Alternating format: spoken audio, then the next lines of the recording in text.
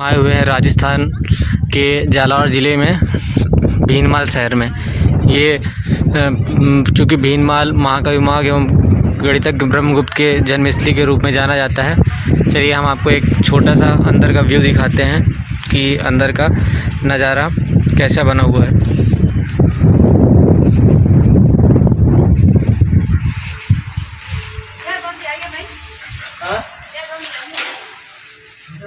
ये सबसे पहले सूक्ष्म जानकारी दी हुई है।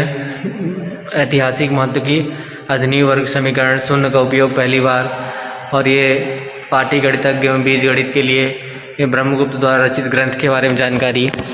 उसके बाद ये बनाया गया है एडवर्ड साचो को, चूँकि इनका ये जर्मन के विद्वान रहे हैं और इनका संबंध ब्रह्मगुप्त जी के बारे में रहा है। इन्होंने ब्रह्मगुप्त के बारे में कहा था, इन्होंने पूरे अरब वासियों को ज्योतिष सिखाया है, इसलिए इनको भी यहाँ शामिल किया गया है।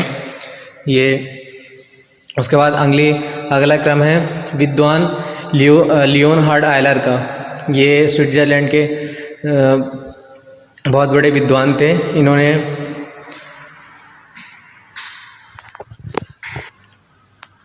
उसके बाद ये अगला क्रम है वेस्टर्न मैथमेटिशियन जॉन पेल का। उसके बाद ये दिखाया गया है फारस के विद्वान याकूब इब्ने तारिक का। इन्होंने संस्कृत के जितने भी ग्रंथ हैं इसका अरबी में अनुवाद किया था। इसके अलावा ब्रह्मगुप्त के ग्रंथों का अरबी में अनुवाद करने का श्रेय इन्हीं को जाता है। और ये अरब विद्वान अलबरूनी हैं, जिसका नाम लगभग इतिहास के हर एक छात्र एवं विद्यार्थी ने सुना ही होगा। और ये अगला क्रम है इब्राहिम अल-फादरी साहब का। ये इब्राहिम अल-फादरी जी हैं और ये हैं मोहम्मद अल-फादरी, इनके बारे में ये डिटेल दिया गया है। उसके बाद ये बगदाद के खलीफा, जिन्होंने जो ब्रह्मगुप्त जी द्वारा रचित जो ग्रंथ थे ब्रह्म स्फुट सिद्धांत एवं खंड खाद्यक, उसका जो अरबी भाषा में इन्होंने आदेश दिया था अनुवाद के लिए, उसी घटनाक्रम को यहाँ पे दर्शाया गया है। और ये भीनमाल शहर के हिस्टोरिकल इम्पोर्टेंस के बारे में दिखाया गया है कि चूँकि ये श्रीमाल नगर के नाम से जाना जाता है, इसी के बारे में दिखाया गया है। यहाँ पे चीनी यात्री हेनशोंग भी आ चुके हैं। इसके अलावा ये ब्रह्मगुप्त जी के जन्म के बारे में एक कलाकृति बनाई गई है, जिसमें दिखाया गया है कि 598 ईस्वी में ब्रह्मगुप्त जी का जन्म हुआ था। इनके पिता का नाम जिष्णु था। और ये ब्रह्मगुप्त जी के विद्याध्ययन के बारे में दिखाया गया है, ये उसके बारे में जानकारी भी दी हुई है, आप लोग पॉज करके पढ़ सकते हैं। और ये है अगला क्रम ब्रह्मगुप्त का ताड़पत्र पर ब्रह्म स्फुट सिद्धांत लिखते हुए उन्होंने का एक व्यू दिखाया गया है। ये उनकी आप ताड़पत्र पे उन्होंने क्या लिपि में जो लिखा है वो आप उसका एक नज़ारा देख सकते हैं। ये ब्रह्मगुप्त जी ताड़पत्र पे लिखते हुए दर्शाया गया है। उसके अलावा ये है ब्रह्म स्फुट सिद्धांत की पुस्तक को भेंट करते हुए ब्रह्मगुप्त जी को दर्शाया गया है। इन्होंने राजा व्याघ्रमुख को भेंट किया था एक इसकी प्रति, ये आप इसको करीब से देख सकते हैं। ये ब्रह्मगुप्त जी हैं। ये ब्रह्मगुप्त जी की अगली कलाकृति है। इन्होंने खंड खाद्यक पुस्तक की जब रचना की थी उसके बारे में ये नज़ारा दिखाया गया है। इसके बाद ये भास्कराचार्य प्रथम, जो एक महान गणितज्ञ और ज्योतिषी थे, उनके बारे में ये इनको भी यहाँ पे शामिल किया गया है।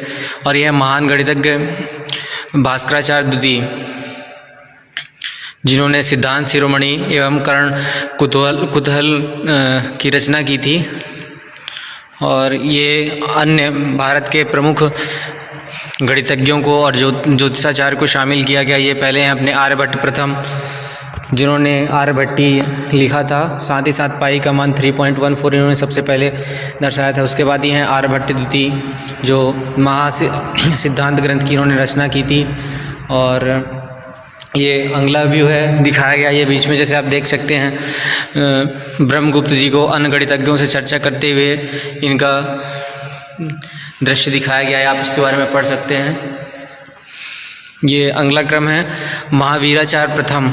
ये महावीराचार्य प्रथम जी को दिखाया गया है। इन्होंने वैदिक गणित एवं रमल विधा की रचना में अपना एक महत्वपूर्ण योगदान दिया था। और ये हैं अंत में क्रम है महावीराचार्य द्वितीय का।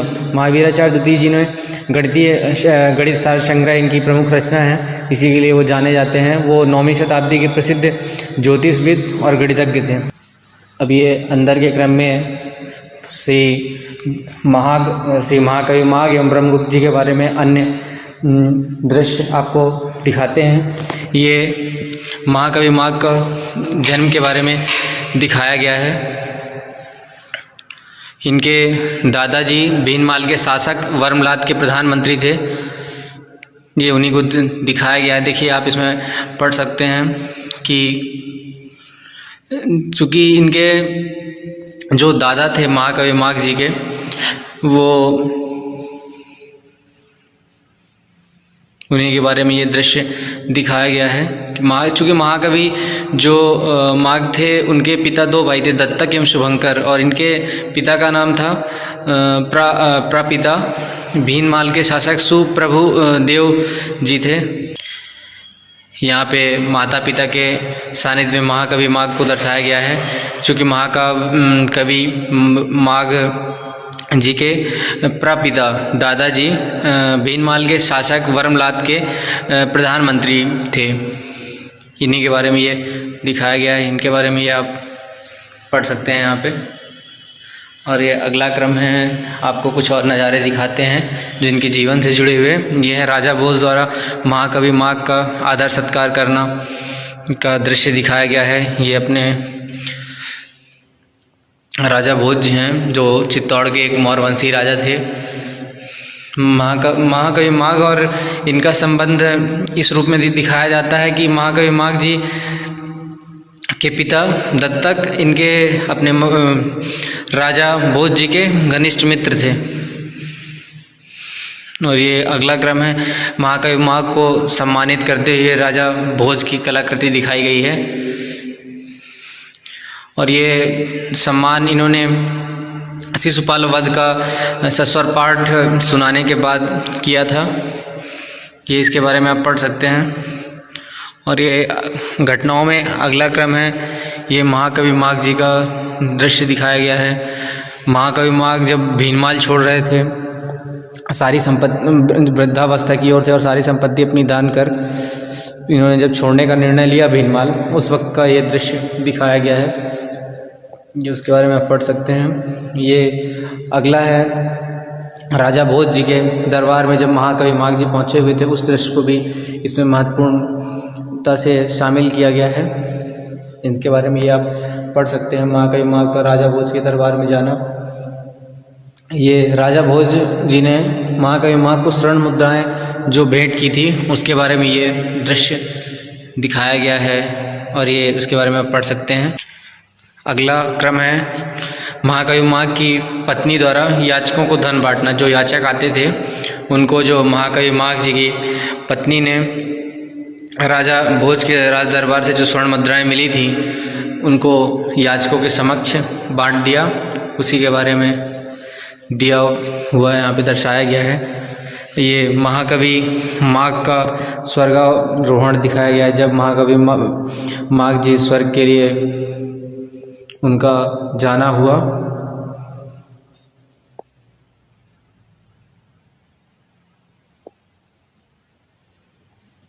और ये महाकवि माघ जी के ये अंतिम संस्कार के बारे में भी दिखाया गया है। इनके बारे में आप पढ़ सकते हैं। ये राजा भोज का महाकवि माघ के विरह में देह त्याग देना के बारे में दिखाया गया है।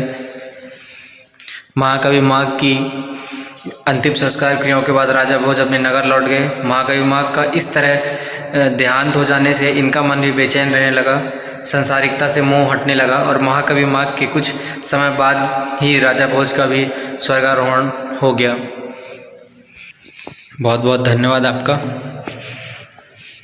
और एक ये आपको एक छोटा सा व्यू एक बार फिर से दिखा देते हैं।